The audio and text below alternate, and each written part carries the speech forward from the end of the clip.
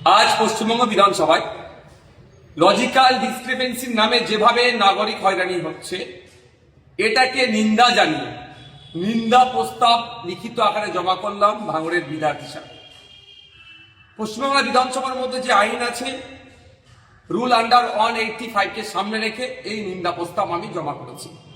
আমরা দেখছি এই লজিক্যাল ডিসক্রিপেন্সির নামে নোবেল জয়ী বিখ্যাত ব্যক্তি বাঙালির গর্ব অমর্ত্য সেন সাহেবকেও নোটিশে ডাকা হচ্ছে। স্বাধীনতার প্রথম সারির যিনারা আন্দোলনকারী ছিলেন, স্বাধীনতা সংগ্রামী বীর পুরুষ তথা নেতাজি সুভাষচন্দ্র বোস স্যারের পরিবারকেও ডাকা হচ্ছে। বেলুড় মঠের সন্ন্যাসীরাও এই ডাকের হয়রানির শিকার থেকে বাঁচছে না। ইভেন ফুরফুরা শিবের পীর সাহেব পীরজাদাদেরকেও এই অহেতুক হয়রানি করা হচ্ছে।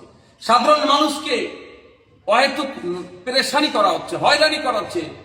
এইটা নিন্দাজনক কাণ্ডকে নিন্দা জানাবার জন্য ইতিপূর্বে আমি রাজ্য সরকারের কাছে প্রস্তাব রেখেছিলাম যে সরকারের পক্ষ থেকে যে একটা নিন্দা প্রস্তাব নিয়ে আসা হোক, কিন্তু সরকারের সেই আওয়াজে সাড়া দেয়নি।